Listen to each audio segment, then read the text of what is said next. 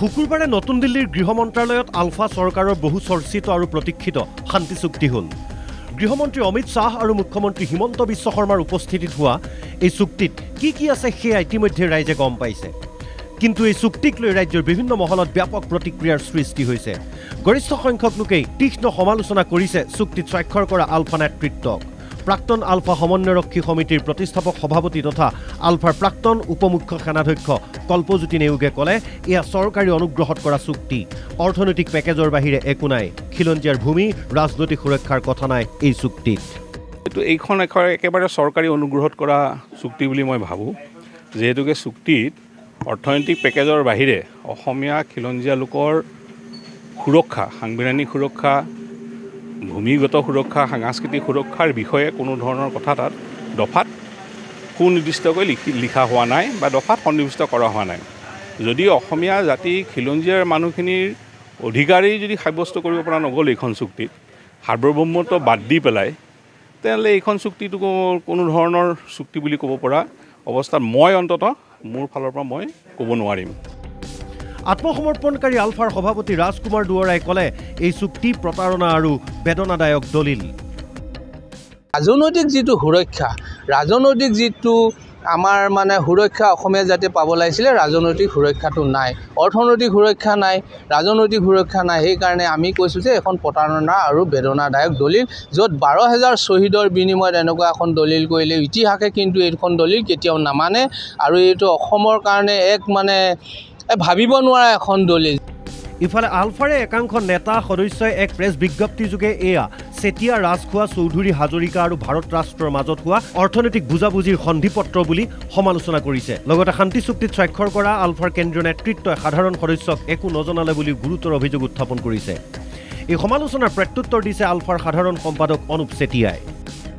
এখন মই অকণমান চাইছোঁ যে তেওঁলোকৰ সুকীয়া সংবিধান লাগে, সুকীয়া পতাকা লাগে, সুকীয়া মুদ্ৰা লাগে, সুকীয়া বৈদেশিক দপ্তৰ লাগে।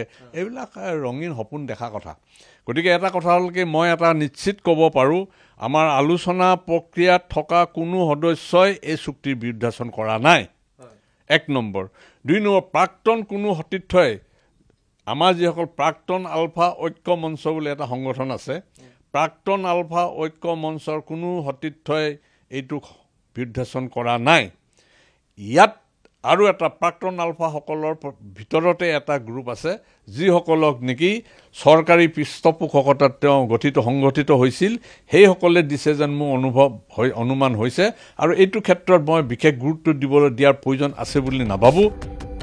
ৰাজু বৰুৱাই ক'লে, বিৰোধিতা কৰাসকলে উদ্দেশ্য প্ৰণোদিতভাৱে বিৰোধিতা কৰিছে, সেয়া গুৰুত্ব দিব লাগে বুলি ভবা নাই। মানুহৰ কিবা লাগিলে বুলি ক'লে অৰ্থৰ কথাটো কয়। গতিকে অৰ্থনৈতিক পেকেজ যে আনিছোঁ এইটো ডাঙৰ কথা, আৰু যিটো হিউজ অনা হৈছে। গতিকে ইয়াত নুবুজাকৈ যদি কথাবিলাক কয়, ভালকৈ পৰ্যালোচনা নকৰাকৈ যদি কথাবিলাক কয়, তেওঁলোকে শূন্য বুলিও ভাবিব।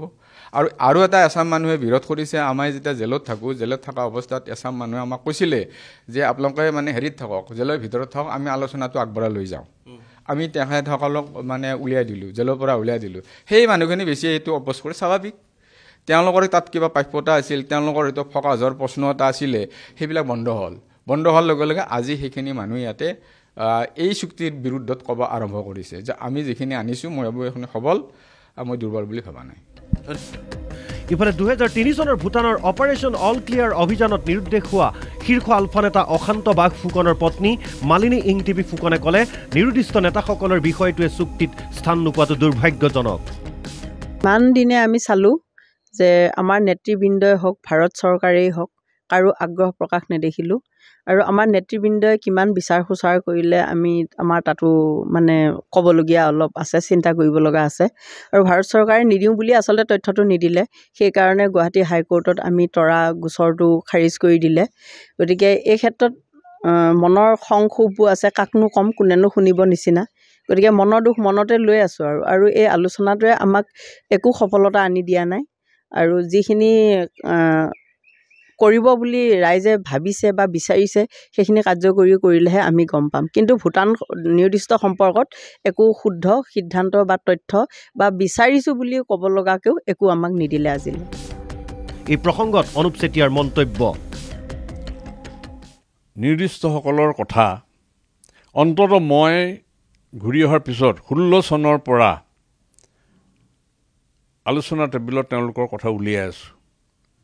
তেওঁলোকৰ নিৰ্দিষ্ট হোৱাৰ কাৰণে ক'ত আছে কি আছে, মইতো ধৰি লওক অপাৰেশ্যন অল ক্লিয়াৰৰ বিষয়ে একো নাজানিছিলোঁ, কোন কোন নিৰ্দিষ্ট আছিলে মই সেইখিনিও নাজানিছিলোঁ। তেওঁলোকৰ পৰিয়ালসকলক মই লগ কৰিছোঁ, লগ কৰি পেলাই তেওঁলোকক কথা পাতিছোঁ, কথা পতাৰ পিছত মই মানে আমাৰ আলোচনাৰ টেবুলত সেই বিষয়টো উলিয়াইছিলোঁ। তাৰপিছত আমাৰ প্ৰতিনিধি হিচাপে শশধৰ চৌধুৰী আৰু মোক ভূটানলৈ যোৱাৰ কাৰণে আমাৰ দলে নিৰ্বাচন কৰি দিছিল, আমি যাবলৈ প্ৰস্তুতি কৰিছিলোঁ। কিন্তু কথাটো হ'লগৈ কিন্তু ভাৰত চৰকাৰে সেইটো বৈধভাৱে অনুমতি নিদিলে আমাক, নিদিলে মানে এখন বিদেশ ৰাষ্ট্ৰত তাত যদি কাইলৈ কিবা এটা হয় তেতিয়াহ'লে সেইটো তেওঁলোকে ৰিস্ক ল'ব নোৱাৰোঁ বুলি ক'লে, সেইকাৰণে আমাৰ যোৱা নহ'ল। Bureau report NKTV।